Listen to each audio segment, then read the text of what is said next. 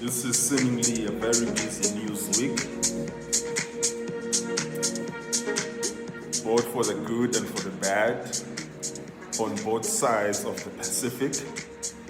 I'm gonna cover some stuff going on in South Africa and some stuff going on in the United States of America. But in this video, I'm just gonna limit myself to an issue that happened in South Africa in the last few days. Yeah. So there's this gentleman called Nota Baloyi. He's an influencer, from what I understand. I don't exactly understand what he does. I don't know him. I don't know anything about what he does or his content. I just know that he's influential somehow in South Africa online. He has been on some very major podcasts. Some of the biggest podcasters in South Africa, they have invited him or talk about him. So, I mean, he must be a pretty important guy. So he was on DJ Sbu's podcast, The Hustler's Corner, and he made some very disturbing comments about white people, where he said that white people are subhuman, or they are inhuman, and he also made statements about how the black people are superior to white people. Obviously, comments like these have no place in a free and democratic constitutional republic like South Africa, and it has no place at all in our modern society. And I find these words in particular to be not only beyond the pale, they go beyond what is acceptable as free speech. And my understanding is that the Human Rights Council of South Africa has referred his matter to the Equality Court, which is the court that sits for human rights violation cases like these. And my understanding is that the Human Rights Commission has said that there's a prima facie case for hate speech. And if you're not South African, I know South Africa is one of the few nations, if not the only nation, that actually has codified into law what hate speech is. A lot of times when Europeans and Americans speak of hate speech, they're speaking of a very subjective standard, and it's often like, oh, I disagree with what you're saying, therefore it's hate speech. In South Africa, we codified this thing in law. We codified it into the Constitution in 1996, and it's a very limited, narrow definition. So that when you, it's not broad, so that people can just, because they disagree with you, then they can say, oh, that is hate speech. Yeah, offensive speech is protected by law in South Africa. It's protected by the Constitution. But what's not protected, it's speech that violates the Bill of Rights. That's not protected, because the Bill of Rights is the central pillar of the South African law, just as it is in the United States of America. And therefore, if you're going to institute a law that defines hate speech, it must be a law that is about someone violating someone's Bill of Rights. And this in particular case where someone calls an entire racial group, he calls them non-human, inhuman, he's calling them one racial group. This is unlawful. It's unlawful conduct. And it deserves universal condemnation. I also have to say that I'm very disappointed in DJ Sbu, because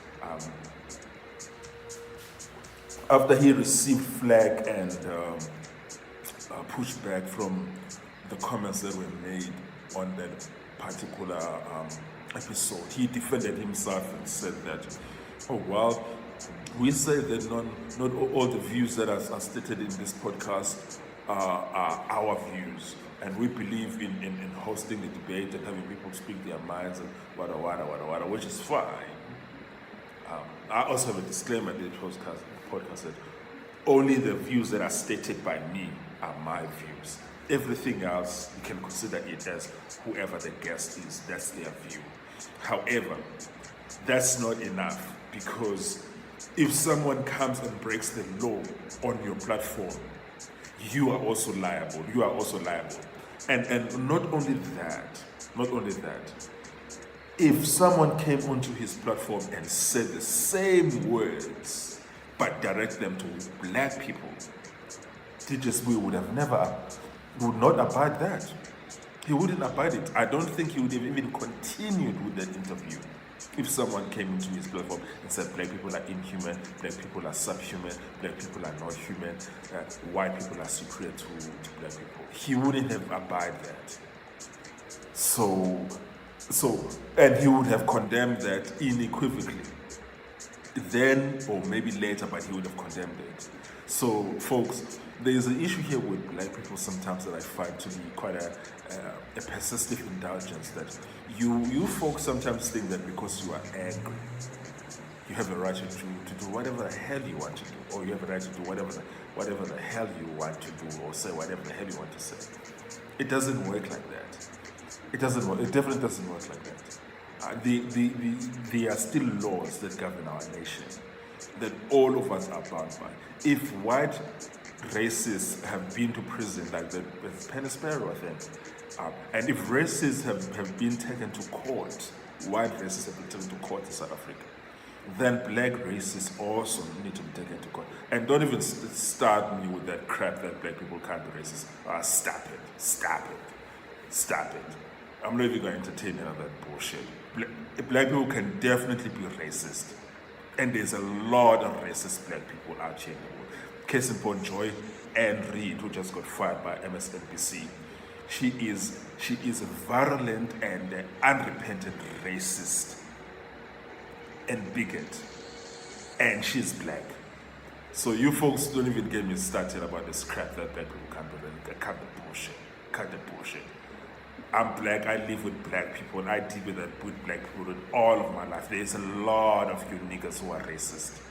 The things that you say about other races, they are not just prejudice, they are racist. Overt racism. So cut the bullshit. Every racial group has a capacity of being racist. So don't even get me started there. But what I wanted to say here is that Nota, I don't know who this guy is. I don't know anything about him. I don't have anything against this guy. I don't know this guy. The only thing that I know is the words. I know that he's popular, which is obviously why I'm talking about him, because he's a popular and an influential guy. Obviously, when you're influential and things happen, people are going to respond to them. But the only thing that is that these words were not only unfortunate and out of place and out of pocket, they are unlawful.